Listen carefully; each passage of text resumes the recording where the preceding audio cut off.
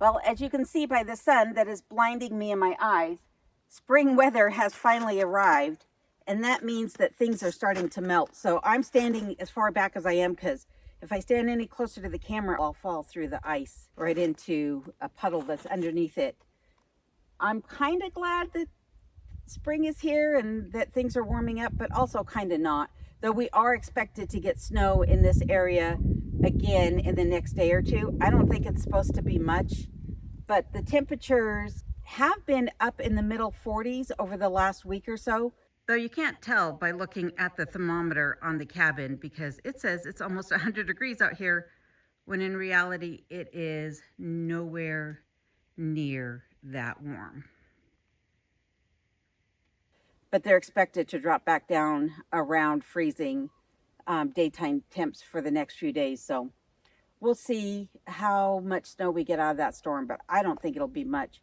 The last time I filmed the snow pole, I think there's 54 inches of snow on it, but currently I think there's about 18 inches of snow.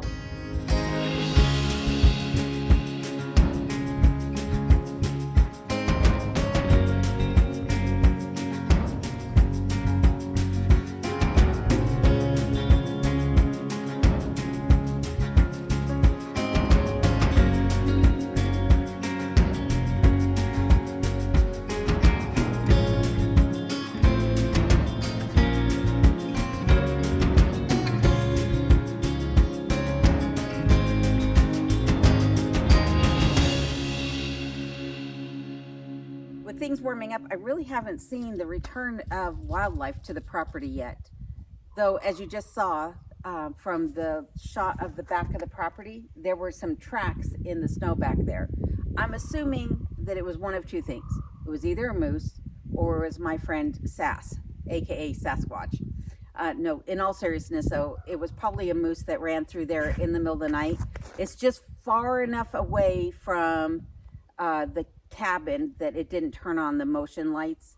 Therefore, in the dark of the night, I could not see it. If ever you look and see moose tracks along the side of the highway, it always looks like that they are human footprints walking up the side of a hill out in the middle of nowhere. And you're like, why would somebody be walking out here? It's not, it's a moose. But pretty soon I will be replacing the SD cards in the game trail cameras. And then hopefully I'll be able to see all sorts of wildlife on the property again, even when I'm not out and about to see it myself. But as you can see here, I've got another issue that I got to worry about. This area last year was all flooded during spring breakup. So if you're not familiar with breakup, it's when all the ice breaks up here in Alaska, which can cause lots of flooding throughout the entire state. In my yard in particular, last year I had flooding right here, and it looks like I'm going to have flooding again. I don't really have on my galoshes, my rubber boots, but this is all just lots and lots of water right here. So hopefully I'll get some rock laid down this year so that I don't have the same issues that I had last year. But I'll also be parking the car further away from the cabin so that I don't drive over this area until it's had a chance to absorb all that water and dry out a bit. Speaking of things drying out a bit, I really want off the property. I want to get out and see more of Alaska, and I really can't do that just yet because of spring breakup. So one of the things is that a lot of the roads that I would like to take to go fishing and just sightseeing, camping, hunting, whatever I have up my sleeve for the next few months, I can't really do that just yet until the roads, side roads that is, get cleared. Most of the roads are like my driveway, which is ice packed at the moment, and during the day with the temperatures coming up, it means that during the day things melt as you see here, and then overnight, because the temperatures are still dropping below freezing, that then they become ice. So during the day they're difficult to drive on, whether it's icy or slushy. So it'll be a little bit before those side roads are really drivable and passable. The main highways though are clear.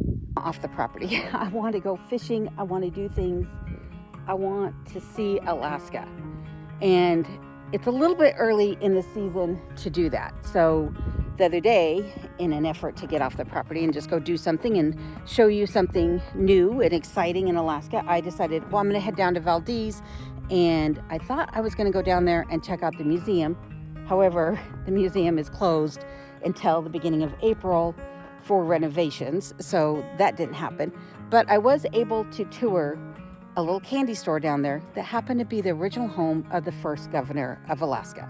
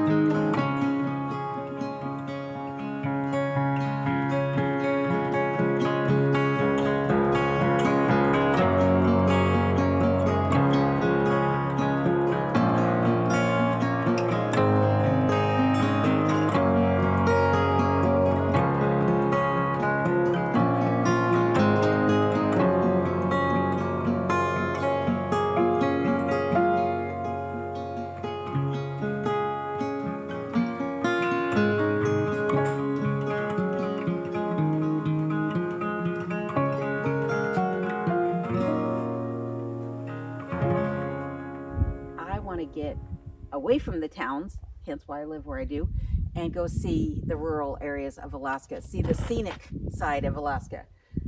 So, but right now, another reason why I can't really go do anything and why this video probably won't be that long is because it's tax season. So I have been busy preparing my taxes so I can send them off to have them done. I used to do them myself, but the tax laws have changed so much that I don't want to risk it. So I do have them done by somebody else.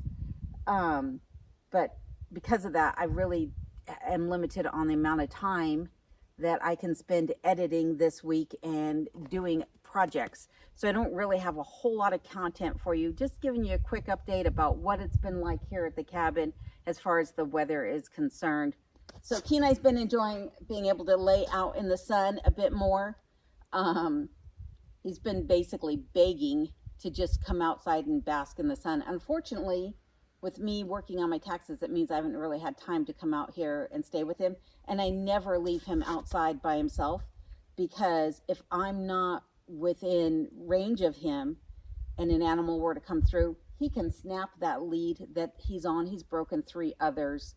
Like once a year, he breaks those leads, and he can break his collar. He's broken 2 collars since being here. He's broken 2 harnesses, 3 leads, 2 collars. He's a lot stronger than most people would guess. He might look like a calm little puppy, an old man at this moment, but trust me, he is anything but. He just doesn't really like the camera. So again, I apologize that this video isn't longer. I appreciate you checking into the channel, and I will have a full video for you next week. So be sure to tune in for that. And again, I really appreciate each and every one of you, not only those of you who watch the channel and who have subscribed, but those of you who leave comments. I do read each and every one of your comments. So I'll have a Q&A video coming up soon, and hopefully next week, maybe I'll also do a live stream or 2 for those of you who like the live streams. where I can answer more of your questions. But until then, please stay safe and take care. And again, I want to say thank you to my channel members, whether you're here on YouTube, Patreon, or you've donated in other ways to the channel. I appreciate each and every one of you.